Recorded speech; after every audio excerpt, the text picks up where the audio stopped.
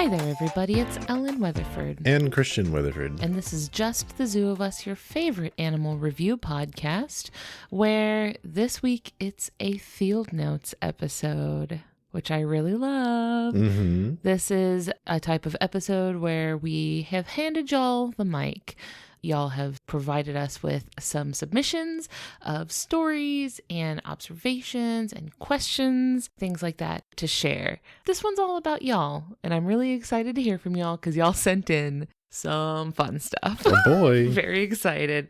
This episode is, of course, the second week of the Max Fun Drive, which is the time of year when we celebrate Max Fun members. For those of you who don't know, we belong to a podcast network called Maximum Fun, and this network is entirely supported by listener support. So this is the time of year when we say thank you with things like awesome gifts and bonus content, and ask for your support if you have not provided it already, because our show is only possible because of support that we get from listeners like you. We will talk more about that later on in the episode. In the meantime, MaximumFun.org/join is where you can go to learn more and jump on in. But first, let's do some podcasting. Let's.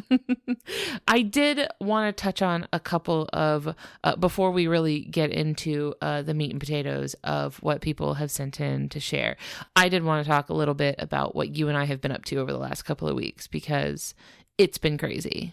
Podcast specifically? I mean, like podcast adjacent activities. Okay, I see. To go back a couple weeks, I spent a weekend in Palm Springs in California, and I went to a really cool zoo.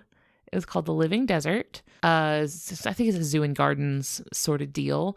Really, really cool. Saw some cool desert critters I've never gotten to see before, like pronghorns and sand cats. And it was a really, really cool zoo. And anyone that's in the Palm Springs or Mojave Desert area, that was also my first time in the Mojave Desert, because I was staying with my cousin, and we went out to Joshua Tree National Park, which was really, really cool. Sad to say, didn't see many cool animals in the Joshua Tree National Park, but it was still a fun trip anyway. Did you see a Joshua tree? I saw so many Joshua trees. Good. So many. They are everywhere, which is really exciting for me. The zoo was really, really cool. So anyone in that area. One thing that I found really charming there was that they have a Desert Tortoise Head Start program, which if anyone's listened for a really long time, you may remember an episode we did on Blanding's turtles with a researcher named Tharusha Wijewardena, and she worked on the Blanding's Turtle Head Start program, which involves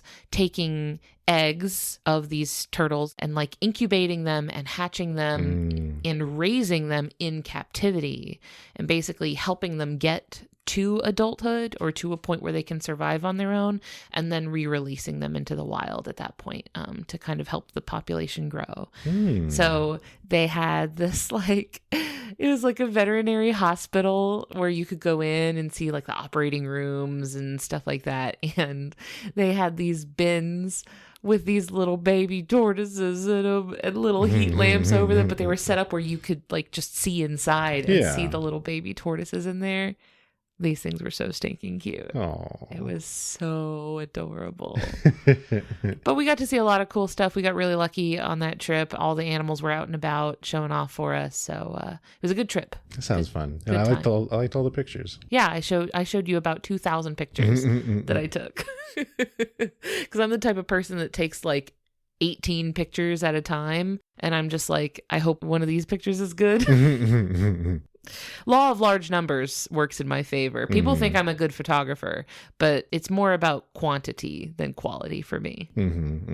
It's not that I take good pictures, it's that I take very many of them, and some of them occasionally turn out to be good by chance. Well, that helps with moving subjects. Yeah, true. Okay, so after that, we came back. It's been Max Fun Drive. We've been super busy. Last week, we had the Max Fun Meetup Day in Seattle, where a bunch of folks from our audience showed up at the library in Seattle, and we had a delightful time. We all got to chat and get to know each other. It was really, really fun. So to everybody that came out to that, thank you so much. It was really nice to meet you guys and kick it. Stay tuned on our Discord and social media and stuff for more outings. I would like to, once the weather clears up a little bit and the Pacific Northwest. I'd like to thaw out from the Seattle freeze, get more outings and stuff together. That was really fun. And then this weekend that just passed, we got to hang out with Tommy Siegel. So people who have listened for a long time would remember him from our Sandhill Crane episode.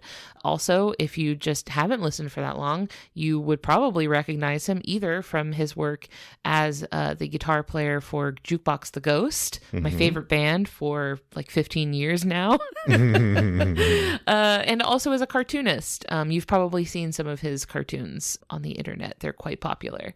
The bird calendar. The bird calendar, yes. The extremely accurate bird calendar. But he was in town. Jukebox the Ghost was doing their 3 albums and 3 nights tour.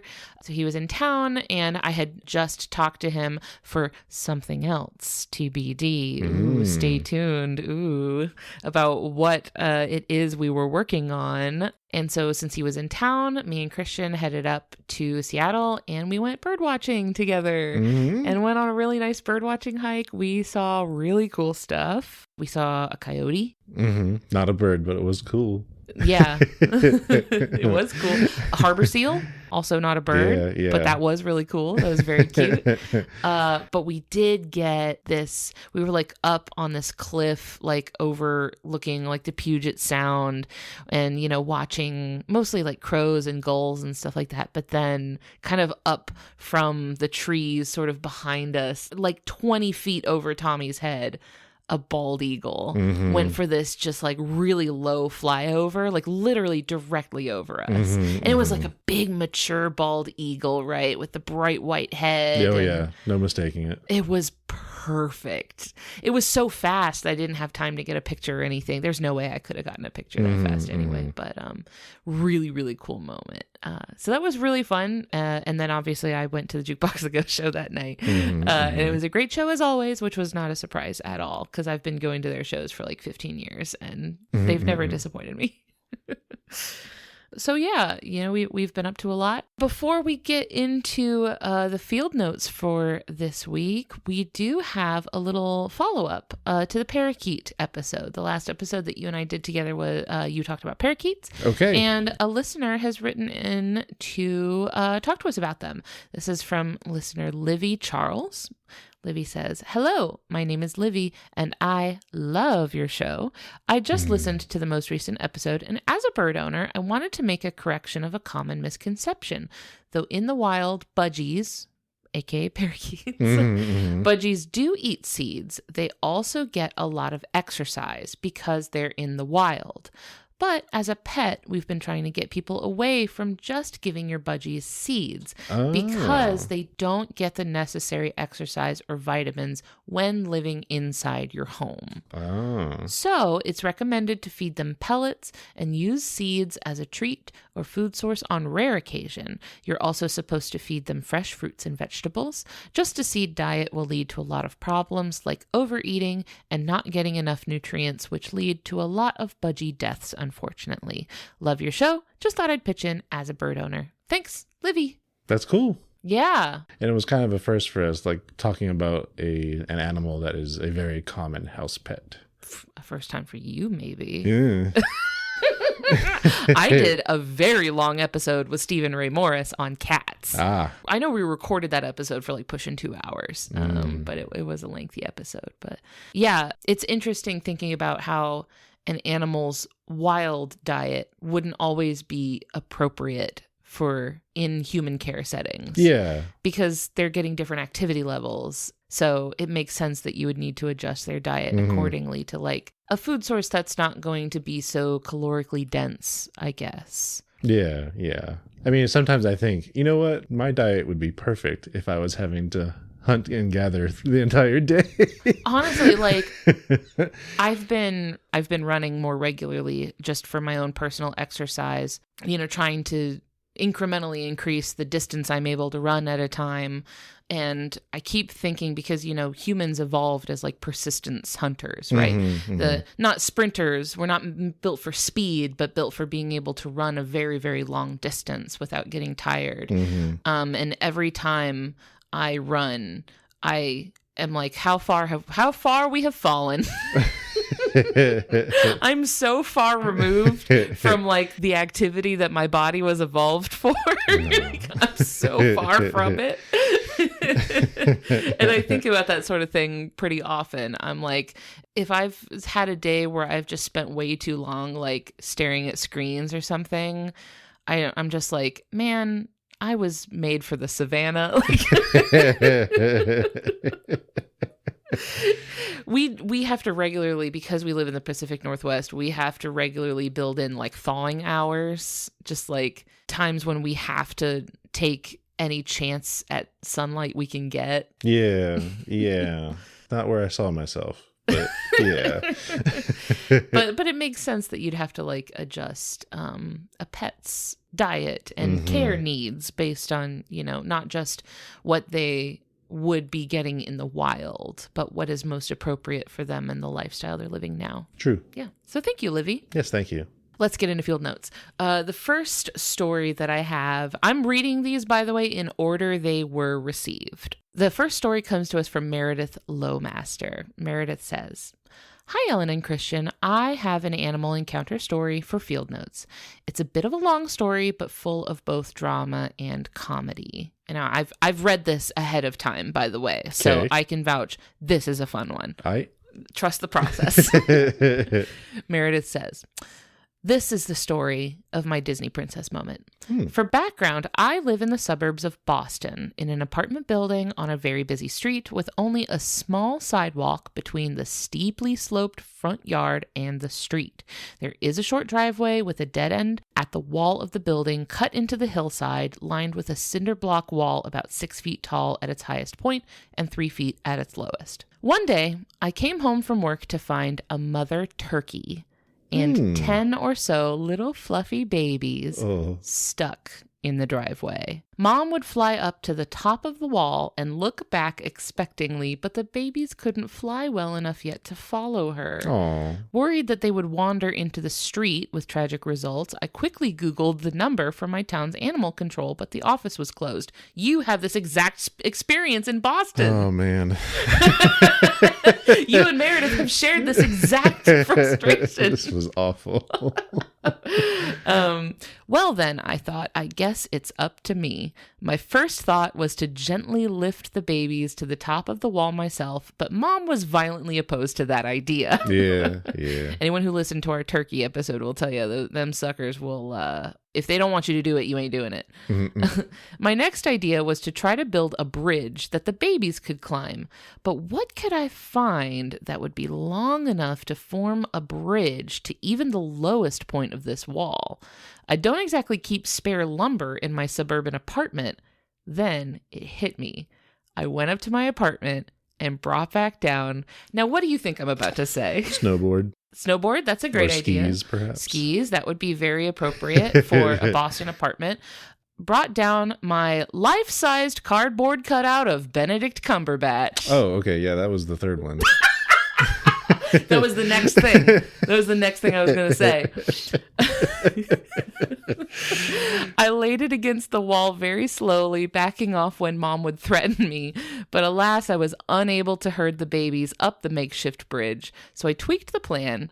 Apparently, the 6-foot height of Benedict Cumberbatch was enough distance to convince Mom that I wasn't after the babies. So I very gently and slowly convinced 1 or 2 babies at a time to stand on Benedict's head while I held his feet. Thus, I was able to lift them a few at a time up to the top of the wall without scaring the mom. There's always a twist, though. The very last baby got stuck behind a no parking sign at the end of the driveway. Mom was at the top of the wall, distracted by the rest of her newly rescued babies, so I seized my opportunity, very gently scooped up the final chick and lifted it by hand to join the rest of its family at the top of the wall. The whole group then happily continued its journey through the backyards of my neighborhood. So that is the story of how I teamed up with Benedict Cumberbatch to rescue a family of turkeys. Hope you enjoyed my slightly long story. Love the show. Thanks for all you do, Meredith Lowmaster. My favorite Marvel movie. That's going to be in the MCU now. Yeah. I think those turkeys are canon. That dude is pretty tall, huh? Yeah, I was just thinking, like, this is probably helpful because he is a tall person and a life size cutout. Do you think you're taller than Benedict Cumberbatch? If he's exactly 6 feet tall, I'm a little bit taller. Yeah. Hold on, let me Google. Hold on. Benedict Cumberbatch height. It was a suggested search. He is exactly 6 feet tall, according to Google. Wow, you're taller than Benedict Cumberbatch. You think you could beat him up? No. Well, not with his... He would teleport me. He would teleport you? He said, back to Florida. No! Oh, no! I'd rather you send me to hell. No.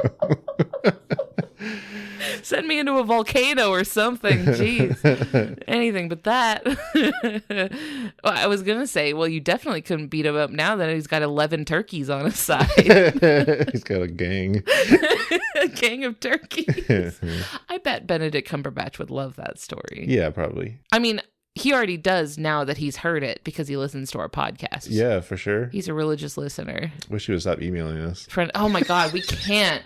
I'm always like, Benedict Cumberbatch, that's enough, dude. Dragons aren't real. We talked about it on the BOCO. That's the thing. He's not a Max Fun member, so he can't listen to the BOCO. I keep telling him, I'm like, man, you gotta subscribe, dude. Friend of the pod, shout out to you. We call him Benny, actually. He loves that. Yeah.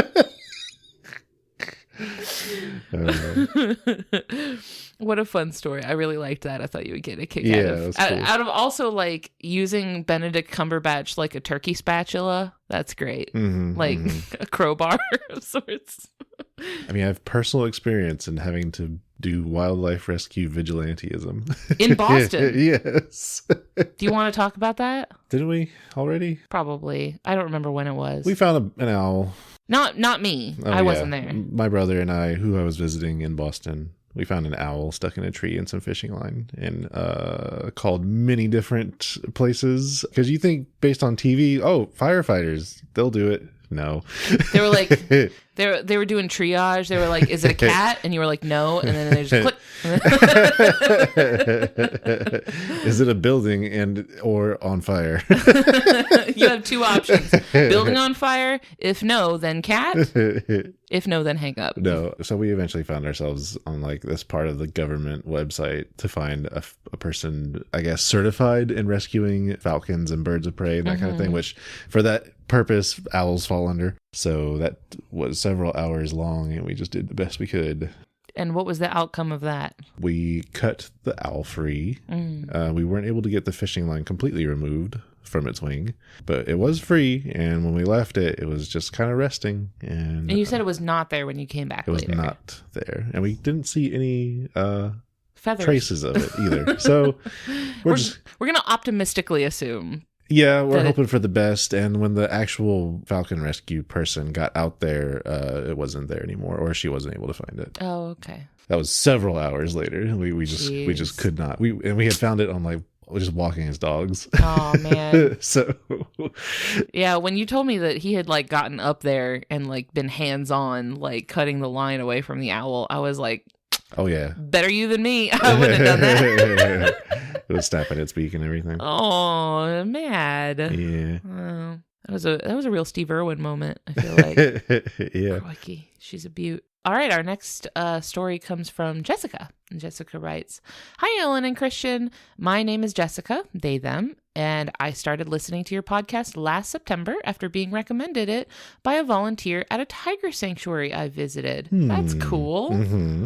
Hey, if you're that person who listens to us that volunteers at a tiger sanctuary, I would love to hear from you. That sounds awesome. Yeah. I am currently 70 episodes away from having listened to all of them, except the botfly episode. Sorry, not sorry, Christian. Smart. Good idea. I am in support of that. It'll be there when you're ready. Yeah, it's waiting for you. That's the final boss, actually, when you make it to the end of the backlog. You start hearing like chanting in Latin. Yeah. the last episode is like in a big giant open circular room. You're like, oh no. Your podcaster loads up a second like health bar. Like, I was thinking like the play bar, you know? Like, yeah. Second one. Oh my gosh. Okay.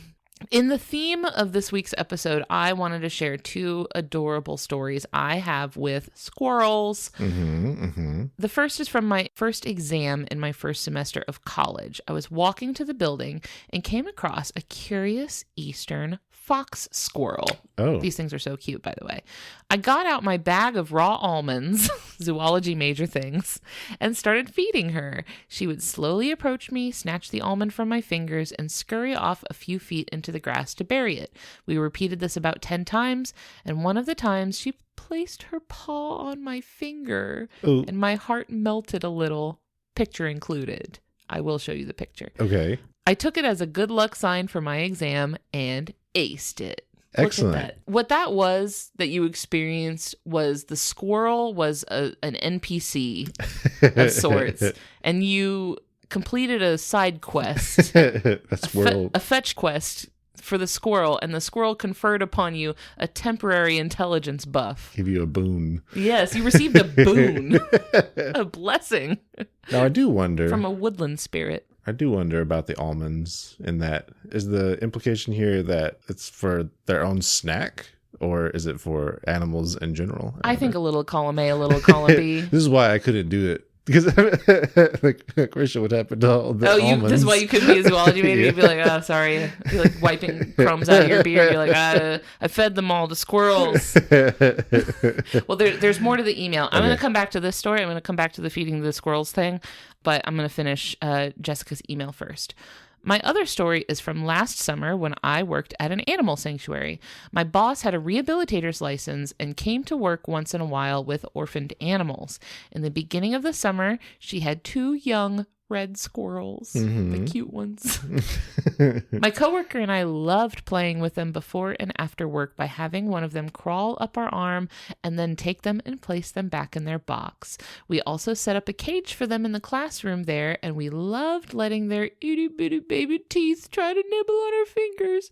Their names are Acorn and Walnut. Very good. And the picture shows one of them at a few days old. Oh my gosh. Love the podcast, Jessica. So I will procure those photographs for you real quick so that you can see these little guys. Oh. Okay, so I wanted to come back to the feeding squirrels thing because this was something that I forgot to mention when we were talking about squirrels last week.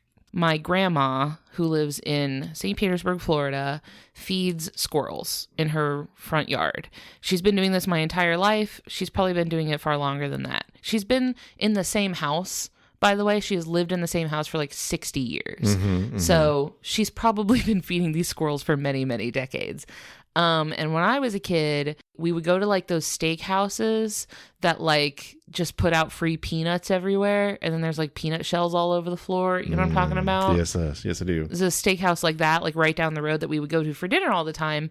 And she would go there and fill her purse with peanuts. Like to the brim with peanuts. What? Oh yeah, because like they have them in like barrels too. Yeah, you could just grab them. And she loves stealing stuff. So she would fill her purse up with peanuts. She loves 2 things: squirrels and stealing. So a lot in common with squirrels there. She would have to kind of shove the stolen silverware to the side of the purse to make room for the stolen peanuts.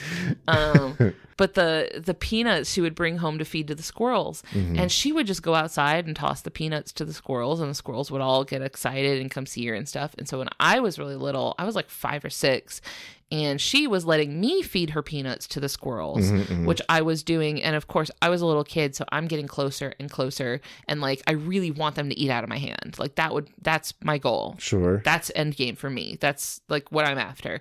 And so sure enough, one of them starts taking peanuts directly out of my hand, which I'm like squealing with delight. This is like the best day of my life. I've never experienced joy like this before, because I feel like I'm the chosen one. Sure. Like this is my protagonist moment.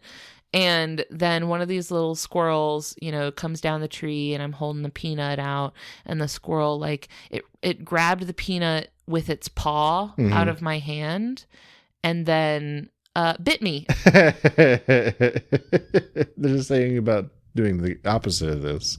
What? About not biting the hand that feeds. Yeah, it directly did that.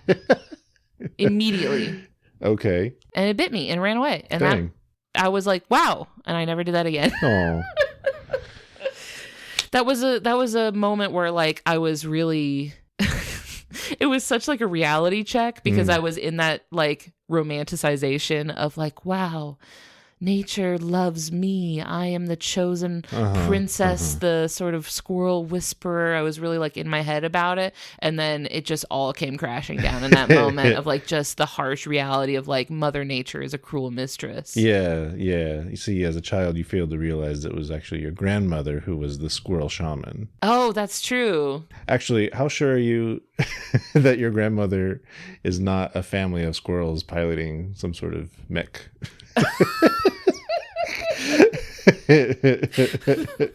Grand mech. I would say like not 100%. I don't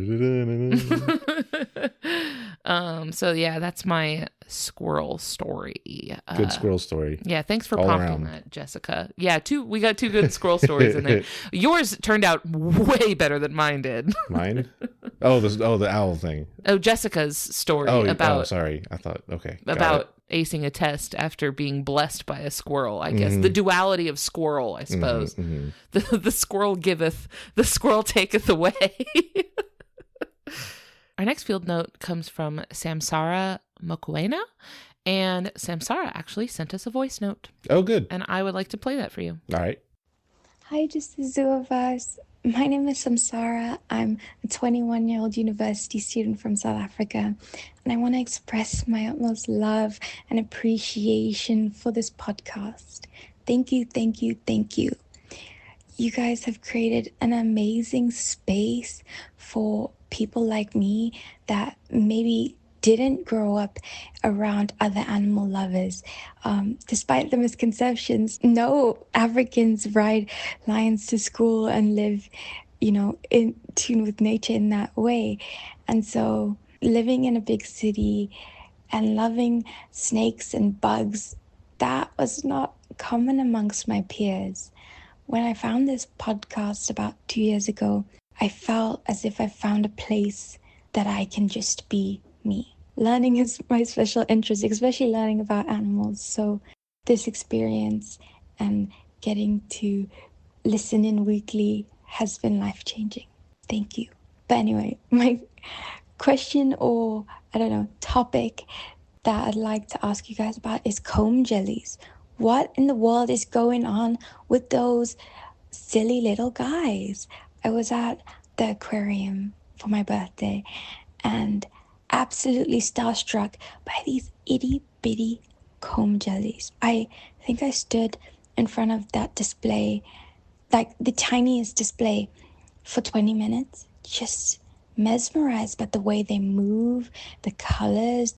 It's amazing. Please elaborate if you can, because I love them very much, even though I don't know much about them. But thank you very much again for everything you do for all of us, and have a great day, life, week, etc. Wow.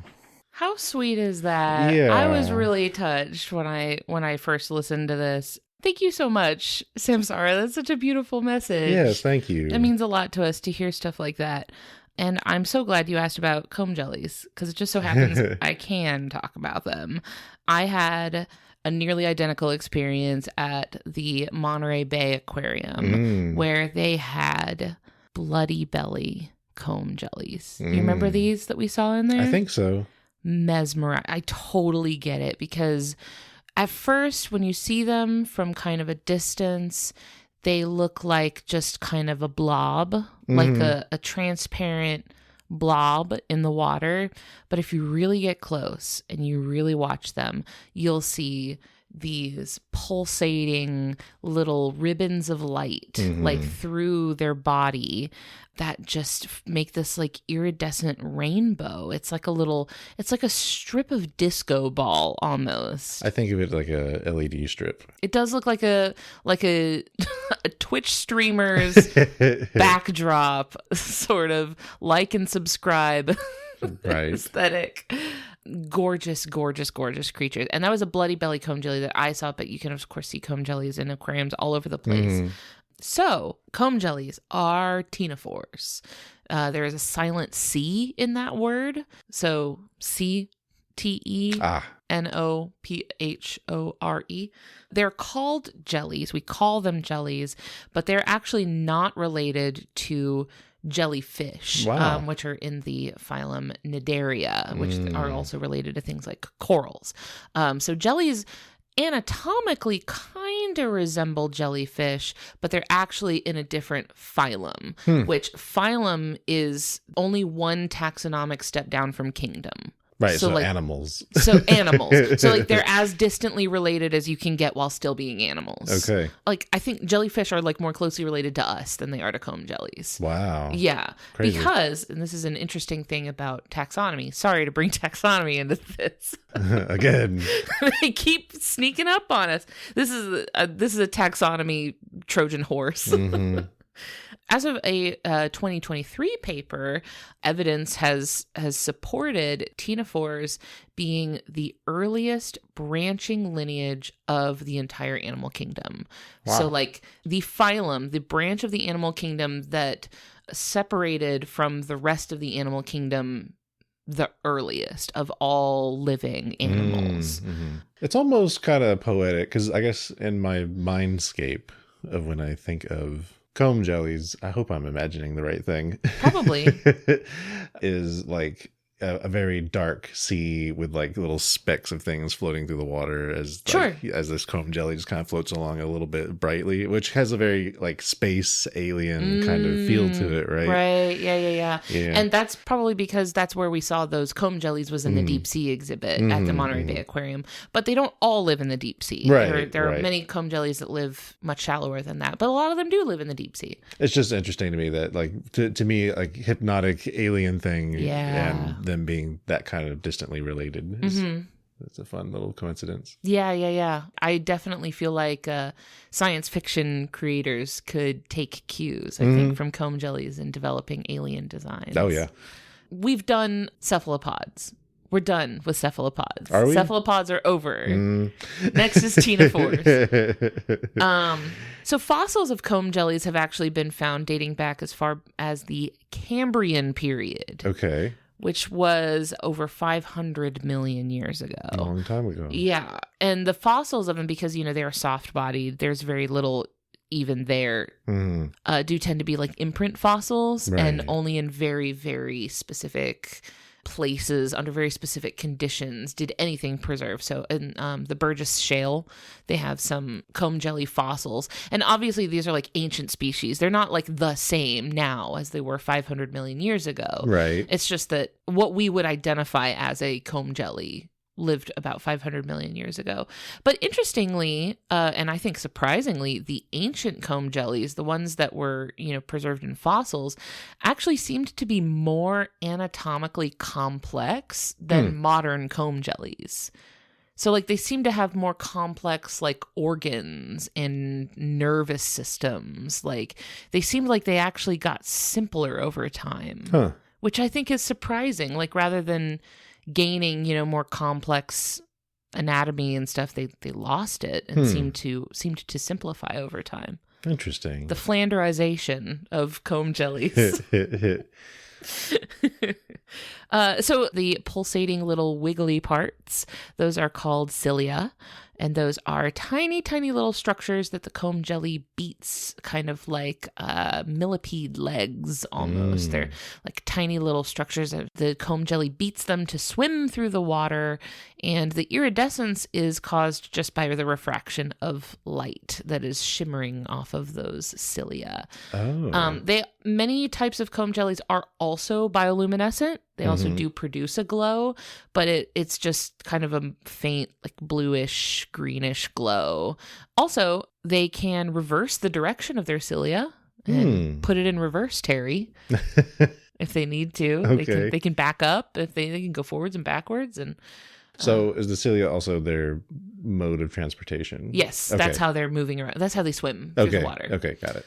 So like the ones that we saw in the Monterey Bay Aquarium, some of them are also a very, very deep or a bright red. So that's the bloody belly comb jelly. It is bright red. And that actually acts as camouflage in the deep ocean, which we've talked about before, I think with the vampire squid, about how what red is, I want to say, the first like wavelength of light that disappears when you go deeper into the water. So things that appear bright red outside of the water, they blend in completely with the background. Like all of that color is just gone at those depths.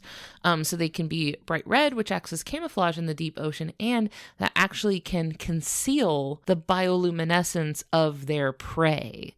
So if they eat something that's glowing, and keep in mind their body is like mostly water, it's like 95% water, they're mostly see-through. So if they eat something that is bioluminescent, the red color masks it and hides it so that they're not like giving themselves away by what they eat, because a lot of what they eat is other comb jellies. Okay. Which they eat. They're predatory. These are predatory things. But unlike jellyfish, they don't have tentacles and they don't have stingers.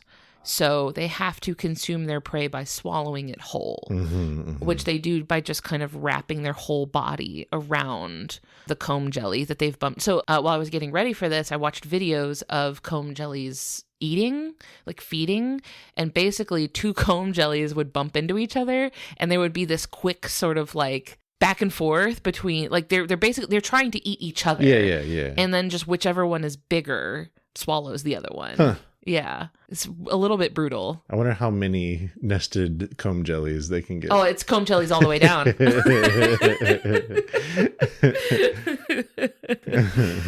I do wonder if you could get how would they digest them so quickly, or like would they have time to, like, if you had like a bunch of them right next to each other, could they like collapse into each other like a nesting doll? And then even though their cells are blocking the bioluminescence of each other, I bet like if there's 9 of them in there, or if it's like a submersible comes along with a bright light and looks at that, you're still going to see all. You're going to be like, what? What's happening here? Well, I mean, being at those depths in the ocean, if that was me on that ship, I would just assume this is just some freaky new species. Oh, probably. It's just a new thing. Yeah. It's I can imagine the Mabari weird siphonophores scientists. or something like. I can imagine the Mabari scientists coming across that and just kind of losing it on stream. Oh my god, I love it when they find something and you can hear they all erupt into like, yo, let's go. Chad, is this real? If they don't already, they should do like Twitch. I think they do Twitch streams of like ROV dives. Maybe. I know they definitely do live streams. I think they do them on YouTube. They should definitely do them on Twitch, though. I would love to see the emotes on the Twitch channel. Twitch plays ROV dive. Oh no. Let them control it. Nah. Latest news. Deep sea internet line severed. That's exactly like they'd be making a beeline for it. Like, we're taking those fiber optics out. Oh my gosh. Oh, one final note on comb jellies. Per the University of Chicago's Marine Biological Laboratory website, which is mbl.edu, which I was reading before this. This is just a direct quote from their website. It has a transient anus, which only appears during defecation. Good for them. Transient anus, my upcoming band name.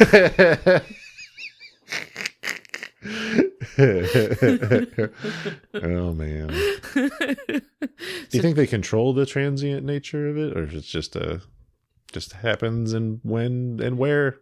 You ever see like in science fiction, like when people are on like a super like advanced spaceship or something like that, doors will just be like a sort of solid wall until they're needed, and then suddenly like a portal like appears in them, and then you walk through it, and then it just like goes back to being a normal wall. It's like that. Yeah, I mean, like Baldur's Gate had literal sphincter doors. In the tutorial, I was like, why am I walking through a sphincter in level 1? I'm not even in Act 1 yet. I'm barely out of character creation. I don't even know any spells yet. I'm already walking through a sphincter. It's too soon for this. Let's take a quick break. Normally, this is where we would hear from a couple of the other shows on the Max Fun Network. But since this is Max Fun Drive, instead, I'd like to talk to you all about the Maximum Fun Network and what it means to us and kind of how it works and why it's important and stuff. Just to kind of rewind things a bit for us, at least. The Maximum Fun Network is basically the whole reason we even started podcasting at all. We have been listening to their shows for coming up on a decade now, almost. Yep. Yeah. And they were really what inspired us to try out podcasting in the first place. And we've talked about this before, but it's been a while. So maybe you either hadn't heard or had forgotten our sort of like origin story. But we just listened to a lot of podcasts together and thought it would be fun. We had nothing. We had no media experience, no media connections. Had no idea what we were doing, just ordered some microphones off Amazon. And I think we really came into it thinking this will just be like a fun and silly thing we do for a couple weeks. And like maybe like 10 or 15 of our friends will listen to it and we'll all have a good laugh about it. And then that'll be it. But then I just couldn't stop. We just kept doing it, and people liked it, and it just grew and grew and grew. So when we first started the podcast, for the first like 2 years, we were more or less totally on our own because this was pre-Max Fun. We came into this cold. Pre-Max Fun for us. For us, yes.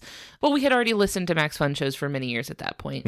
But for us, we were just totally on our own. Like I said, no media experience, no connections. We just a couple of Amazon mics in a dream and building an audience from nothing, and also trying to navigate the finances of a podcast and trying to like figure out how to make money off of it and make it a sustainable career on our own was challenging, to say the least. All of that was very difficult to navigate. I really didn't know how to do it. It was a pain. It kind of sucked a lot of joy out of things, and so it was just kind of an uphill battle. And then in 2021, the clouds parted and sunlight shone down in brilliant beams from the heavens, and Maximum Fun believed in us and took a chance on us and brought us onto the network. And I am still a little floored that happened at all. I certainly wasn't expecting it. Well, I say I wasn't expecting it in the sense that it was just such a long shot and such a dream. And that really was a huge turning point and really changed everything for the podcast. Immediately, we had huge growth, found an audience we never would have found without Maximum Fun, but not just, the community that has grown around us and the listeners who have found us, but also, the connections that we've made with some of the best creators in the world who I've been lucky enough to actually come to know as friends, actual friends. We hang out and talk casually, with some of the best, science communicators and comedians and content creators just in the whole world. So I've been really lucky to get to know them through the network and get to know the people who have found our podcast through the network. I think it's really been life-changing, because I think if it had just been us, it probably would have just fizzled out eventually, right? It would have reached a tipping point. I would have been like, this is too much. I can't do this on my own. And then that would have probably been the end of that. But instead we've had this support network around us from Max Fund and the people that work there that have our backs and uplift us and help us out and, are always there for us, whatever we need. There have been times when I've been like, hey, I don't know how to do this. I'm going to ask Max Fun. What they, they have really been there for us in huge ways and helped us navigate things and have really been the reason that we've been able to thrive making this podcast. And so now that I've kind of been on both sides of it, right? We were listeners and members even. We had our own memberships for years. And now that I've been on the other side of it as a creator, I'm at the point where I can say confidently now that they are doing things not only unlike any other media company that I even know of. Like, I don't know anybody who's doing it like this. I don't know any other company that has a model like this, but also it's the way that I think everyone should be doing it because, they're an employee-owned company, which is awesome, like a very cool way to run your business, I think. An employee-owned company, they're run by like some of the just nicest and most compassionate and caring people. I have never had a bad experience with anybody. Like every time I'm on a meeting or, even if it's just exchanging emails or something like that, everyone there is consistently so nice and so helpful and just like the best. Like they're awesome people to work with. But like aside from all that, the creators, so people like us that make the podcast, get to retain full and complete ownership of the content, which means that we make the show exactly how we want to make it. So we've been able to make episodes about topics that are important to us, like climate change and conservation and queerness and diversity and science and things that I think in other contexts we may worry about being censored. But because we own our content and make it the way we want to make it, we don't have to worry about what, a big media corporation wants us to say. True. Or what they're going to agree with or be okay with us saying, on their show or anything like that. Anyone who's been keeping an eye on American news may have been seeing stories about media corporations that are shifting their narrative directions to, for lack of a better word, taste boot. Like that's happening. People are really legitimately like changing media narratives and changing what they're saying in media because of profits and because they want to please a large corporation. And we've never had to do that. We've never had to worry about that. We don't need to compromise our values. We don't need to, bend to the fickle whims of... And if the opportunity presents itself to do the opposite, we'll do that too. I do. I love it. It's very fun to me. So, stuff like that, like not having to compromise our values and being able to speak plainly and openly about issues that are important and are maybe facing a little bit more backlash and a little bit more censorship than they usually do. I think it's especially more important now than it has been in past years, especially. So if that mission is something that you agree with and want to be a part of supporting, please do consider joining as a Maximum Fun member. So memberships start at $5 a month, and that gets you access to the hundreds and hundreds of hours of bonus content that have been put out by Max Fun shows. That is including 15 bonus episodes of Just the Zoo of Us. I counted. We've made 15 of them, which is crazy. Majority of them having been released in the past year. Yes, because last year, because of Max Fun Drive and because of the generosity of Max Fun members, we have been making new bonus episodes every single month. So if you do join now, you will get to listen to not only the 15 that we've already made, but the 12 we will make over the next year. Yes. We put out a new one every month, so it's a great time to join. Also, during the Max Fun Drive, there are physical gifts you can get for signing up. Like there is a pin for our show. There's a pin for every show, but the pin for our show has a dung beetle with little rubber boots on it. That's perfect. That's great. I'm a huge fan of that. There's also a beach towel with an extremely cool Lisa Frank aesthetic design that I love very much, and a cassette player. The theme is like 90s spring break. And there's also like a Lisa Frank aesthetic direction that I'm a big fan of. All sorts of fun things. There's really great stuff. So if all that sounds interesting and exciting, head over to MaximumFun.org/join now. If your hands aren't currently busy, I recommend doing so while you're thinking about it and not trusting yourself to do it later. Because if you're anything like me, that ain't happening. So go join, upgrade, or boost your membership so that we can keep doing the work that we love for you. Let's get back to field notes. We've got some more stuff. Our next note comes from Connor Saunders. This one is a voice note, and I think you're gonna like it. G'day Zoo Crew, it's Connor here calling in from Melbourne, Australia. Loved the recent chat about budgies, but you neglected to mention what's perhaps the most interesting thing about them, and that is the use of the name budgie combined with the use of another word, smugglers. In Australia, a pair of swimming underpants, we'll call them. You may also call them Speedos, or if you're feeling particularly vulgar, a banana hammock. We call them budgie smugglers. Budgie smugglers is actually a shorthand for budgerigar, smugglerijigar. Have a great day, unless you're an emu.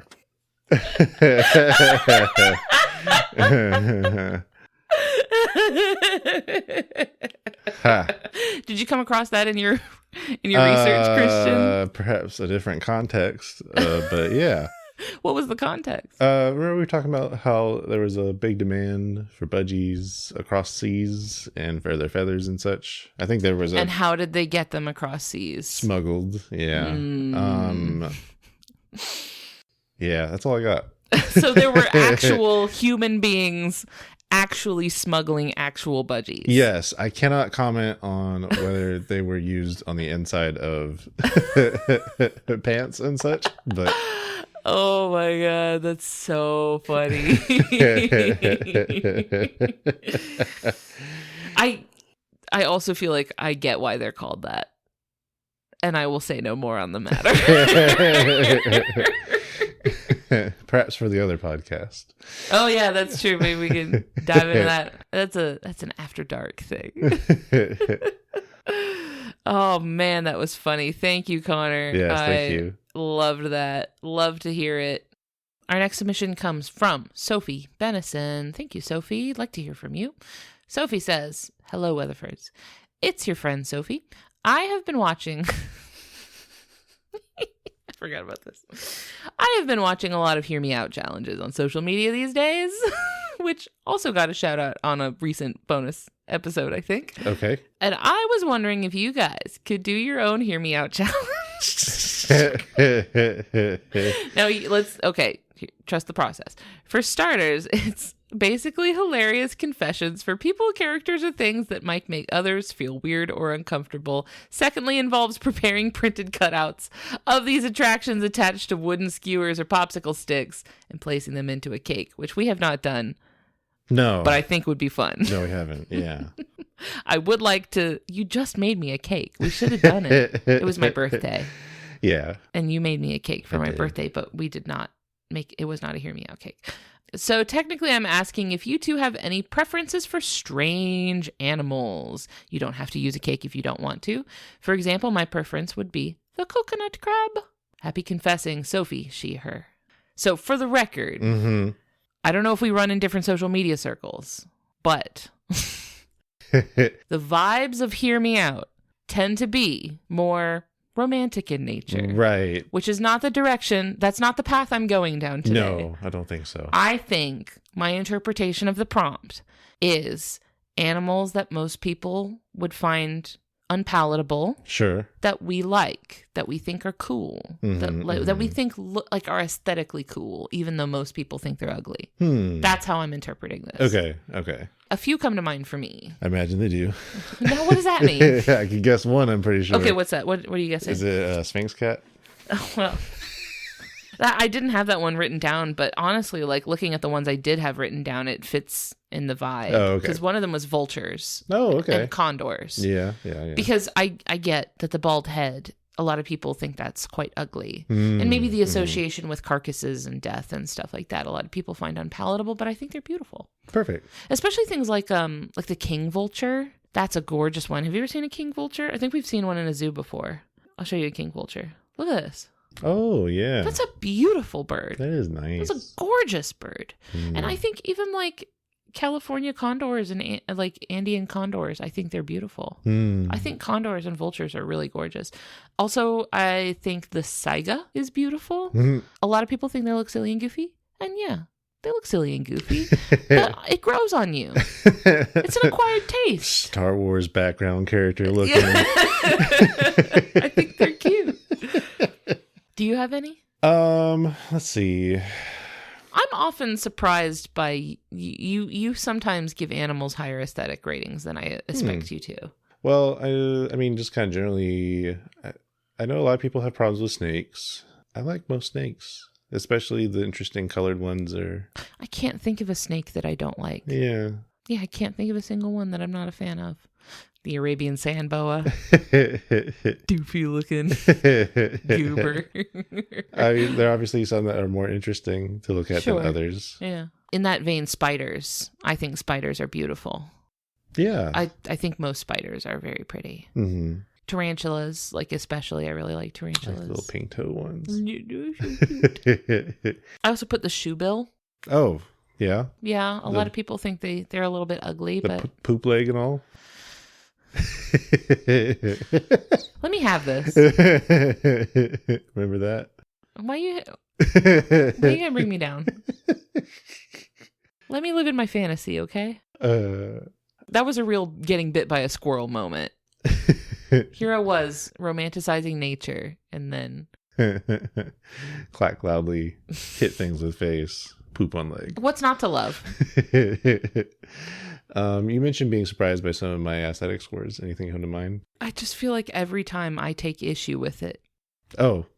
Okay. It's either too low or too high every time. I feel like every time I'm like, but I don't know how much of that is just me wanting to argue. Could be that.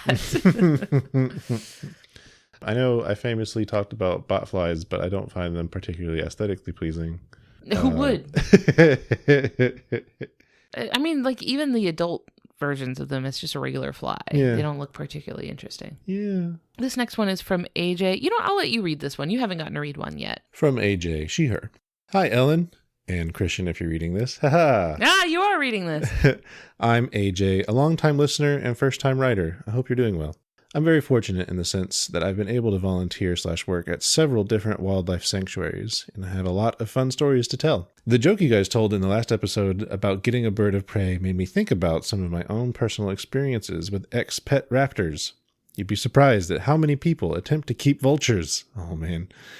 At the first raptor center I volunteered at, one of my favorite birds to work with was a black vulture named Igor. We believe he was illegally taken from the wild as a juvenile with the intent of being raised as a pet.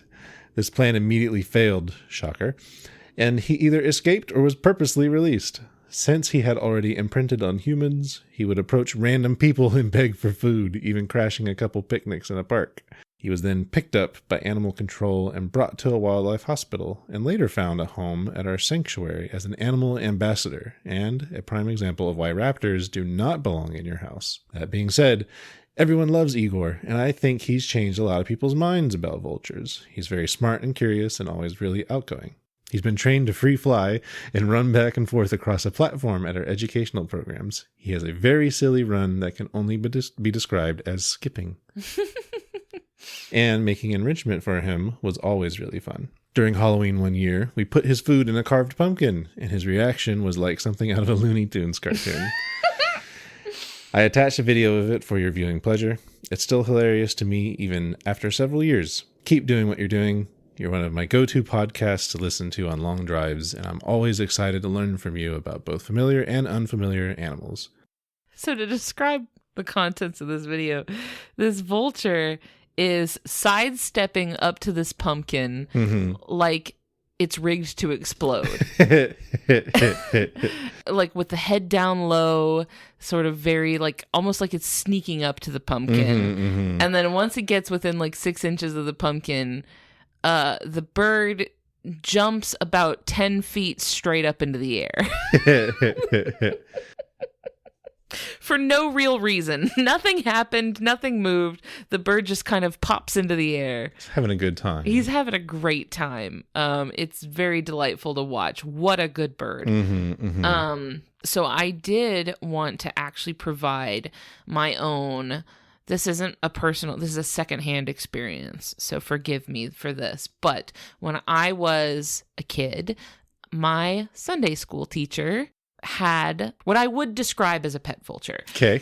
I guess what had happened was this vulture, she had one of those like huge properties with like horses and, you know, stuff. I know she had horses. I don't think she had other farm animals, just horses. Big property. And at one point, I don't remember why, but this vulture, who would have, I'm assuming, been a turkey vulture, because this was in Florida, this vulture was like injured or wounded in some way and on her property. And she found this like injured vulture. And she didn't bring the vulture inside the house, but I remember that she said she had done something. She had like brought food to it or protected it in some way. Like this was a story that I heard from somebody else like 15 years ago. So I'm sorry, y'all. I don't have details, but the end result of this was that this vulture became very, very comfortable with her and eventually started following her around as she was like doing the chores, like taking care of the horses and stuff, and followed her so closely that eventually it started following her. Well, first it started following her into the barn and like into the stables and stuff like that, and would just be hopping behind her while she was doing stuff. And then eventually it followed her into the house, and they were cool with that. Yeah. So they just started leaving the door open, and the vulture would just come in and out of the house at its leisure. And she would send, like, I would ask her every week to show me pictures. I would say, like, how's he? His name was Edgar. They named him Edgar. Okay, I see. And I would say, how's Edgar doing? And she would show me all the pictures they took of Edgar just kind of wandering in. I think they had a dog door, and the vulture started like coming in through the dog door. Spooky. And it was just their little buddy. And they weren't, I don't think they were like doing anything like obviously they weren't like, you know, keeping it in their house or something. It would just come and go as it wanted to. Knowing now what I know about things like Giardia, which is a very, very bad parasite you can get from close contact with birds. I would absolutely not recommend anyone do this, but at the time I was a kid, you know, I was just like, oh, what a cool thing. And eventually the vulture just, I think, stopped coming back one day. Like, I don't think they ever knew what happened. I think the vulture just kind of flew off and stopped coming back eventually. Okay. But they just had a little guy that just kind of hopped around in their house. Now, was the name an Edgar Allan Poe thing? I hope so. Okay. I don't know for sure. I'm going to assume so. It's loosely vibe related, I suppose. That's what I'm thinking. I know it's not a raven, but it's like, you know, close enough. Yeah. We just saw a raven the other day, which was cool. From a distance. But... Yeah. Okay. When I was in Palm Springs, when I was in California, I was floored by how there were ravens everywhere. Like the way that crows are here were the ravens in Palm Springs. Literally just everywhere. Just ravens all over the place. It was wild to me. I feel bad. I still feel like I'm blind to raven. Like if they stayed completely quiet, I would just assume they're crows. The sound thing is what does it. Also, the throat feathers are what does it for me. But they're also always very far away. They are pretty far away. It's hard to get a sense of scale, right? Yeah. Like, but yeah, once they do make a sound, you can usually clock them. Okay, last field note comes from Eleanor M. Eleanor says, "Hi, Ellen. You are not mentioned." I'll just leave then. Read to your own self. Christian, if I could get you to plug your ears for the next couple minutes as I read this note. I'm just kidding. I'm giving you a hard time. My most inexplicable wildlife story. Last August, my family was hiking near Kananaskis in Alberta and came across a male spruce grouse strutting around right out in the middle of the path. Do you know what a spruce grouse is? A bird? It is a bird. All right, that's all I got. Here, I'll show you a picture. Oh, it's cute. They're pretty cute. He wasn't shy at all. He came right up to us and just strutted back and forth, clucking at us and looking us up and down. That was probably our cue to back away slowly and leave him alone, but my brother crouched down and put his hand out to beckon to him, and he jumped right up onto his hand. Wow. He flapped up, kind of grabbed on with his beak until he got his footing, and then just stood there looking around at us for a good few minutes before fluttering off. Then he followed us a good ways down the path as we went to leave. What was it thinking? Were we too close to his nest or something? And he was being defensive? Maybe going in for the attack and then just wasn't sure what to do once he got up there. I didn't think I'd get this far. Yeah, I didn't. I didn't have a plan. Had someone fed him in the past and he was expecting us humans to have food? Such a strange thing for a wild bird to do. All the best, Eleanor. What a fascinating little experience. Because my first thought would be this is a bird that's acclimated to humans. But mentioning that this was out hiking in Alberta which I don't think would be a very heavily populated area. I wouldn't expect a spruce grouse to be super, Yeah, I don't know. popular. I don't know. I wouldn't think, I don't know, maybe if this was on a hiking path and people come through every once in a while, maybe the bird was just really comfortable with people and super chill with it. I wonder if it was just being super chill about just escorting them away from whatever it was trying to get them away from. We have heard of birds doing that before, where they'll limp and play, they'll pretend to be wounded to get a predator's attention and then draw them away from whatever they don't want the predator to know about. That would be an interesting kind of adaptation. Instead of appearing injured, just appear cute and likable. Yeah, that would be an interesting, human-centered tactic. It would work. It works, clearly. Also, my thought was, I wonder if it was trying to mate. Oh, yeah. The fact that it, jumped on the hand when offered makes me think maybe a courtship? It had been a while since it's seen a lady grouse. It was dusting off the moves, huh? Maybe? Got some ground bird, right? Yeah. Since it's especially down bad. Oh, man. Down horrendous. I don't know. Maybe something like that. I don't know. I feel like if it wanted to attack, it would have, right? It would have just pecked you and scratched you. I feel like if it wanted to, it would have. I don't know. There have to be birds out there that know it's not winning that fight. They know what they're up against. They're gonna pull their punches a We're little several bit. magnitudes larger than them. And solid bones. Maybe they know how snappable they are. I don't know. They would be dumbfounded by the number of their brethren any one of us has eaten Today. But anyway. Yeah, I don't know. I wonder. I do wonder what was going through that little bird's head to just hop right. I wonder if maybe it was expecting you to act like an elevator. Maybe it thought you could just lift it all the way up so it could get a better view. Our cat does this sometimes. Oh, yeah. Or maybe it's that one bird of the bird community that wants to be alien abducted. It's take me. And then you put them down and they're like, oh. Yeah. Sometimes our cat enjoys being picked up or will tolerate being picked up once he realizes that we can get him much higher up off the ground than he can get on his own. Vantage point. Yeah, and he likes being up high and seeing stuff. So sometimes he will tolerate being held because he likes to be up high. So I wonder if maybe the bird was expecting just a little lift. Your Uber has arrived. We have a photo. Ready for this?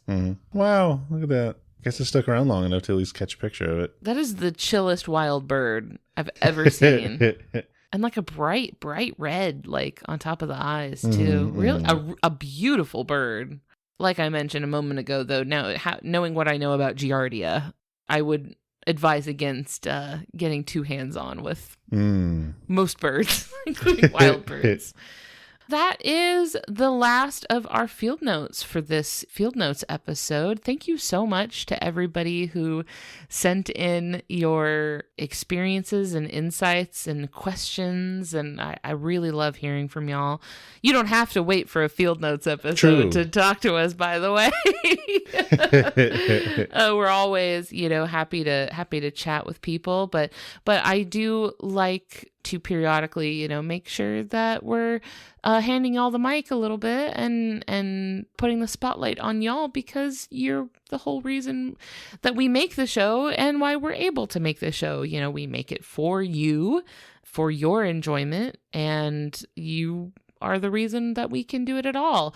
I know not everyone can swing $5 a month, for a membership. And that is why it is so important to join if you comfortably can, because for a lot of people, this podcast is and will always be, as long as we make it, a fun and free resource to learn about the world around you in an engaging and accessible way. So by helping support us to make it, you're helping provide a resource that I think makes the world a better and more connected and compassionate place, which I think can be a little hard to come by these days. So it's something that can help people learn, people who might not otherwise have access to resources like that. It's something that's out there for anyone who's curious and wants to have a good time while learning. not to sort of self-roast, but this podcast is also pretty niche. It's a little, it's threading a needle a little bit. I think it's kind of, it's a bit niche, you know, it's not the most mainstream. It's kind of for a particular breed of nerd, a specific flavor, which makes us not super appealing to advertisers. You know, like it's a little bit niche. Not everybody is interested in, advertising on a podcast with such a narrow scope, I think. But thanks to the generosity and support of Max Fun members, we can make this niche show without needing to rely on ads, which not only gives us flexibility and stability, where we're not always having to worry about, oh no, we need to get more ads, we need to sell more ad space. You know, we don't have to worry about that, which gives us a lot more stability, right? If suddenly, the market dries up and advertisers don't want to advertise anymore, and we're, now we don't have any income, so it gives us better stability not to have to rely on that. But also, us not relying on ads means we don't have to air ads. Yeah, which means you don't have to hear them. A win for everyone. I think everybody wins here. So everyone's benefiting here. So your Maximum Fun membership benefits not only you with the gifts and the bonus content and the things that you personally receive and enjoy and get out of signing up for the membership, but it benefits the entire community of listeners like you who love the show and love learning and having fun while you do it. So head over to MaximumFun.org/join to check out the gifts, check out the bonus content, get something nice for yourself, treat yourself, treat a friend. Also, you can gift a membership if you'd like, treat yourself, treat a friend, treat someone random. They have one of those things where you can gift anonymously a membership to someone who otherwise cannot afford it. It's a really cool little program. So, it's a great way to support the shows that you love, like ours. Also, if you put our pin somewhere cool, show me. Yeah. I want to see that. I want to know where I want to know where our merch goes, Like, I want to see our pins and our patches and our stickers from previous years, off on adventures. Show me that stuff. I love that. That's awesome. Post on social media so I can share it. I love that stuff. And that will do it for this year's Field Notes episode. Thank you so much for everyone who has listened and everyone who sent in submissions. Thank you to everyone who has already participated in the Max Fun Drive or is already a supporter with a Max Fun membership. We appreciate you all very dearly, and thank you for being here, and thank you for making the show what it is, in whatever way you support it, whether that is through your Max Fun membership or just through being a part of our audience and our community. Thanks for showing up for us. Thanks, y'all. We appreciate you. Thanks for being here. If you want to hang out with us on social media, we're on Facebook, Instagram, Blue Sky, Discord. We have a really active Discord, really, really nice folks in there. That's also, I think where we're most locally active. So we have a channel in there, like a Seattle local channel. So if you live in the Seattle area, come join our Discord. Keep an eye out for cool things that we've got going on. Yeah. And thank you to Louis Zong for our theme music, which we appreciate very much. And that's all for this week. Yeah. See y'all next week. Bye. Bye.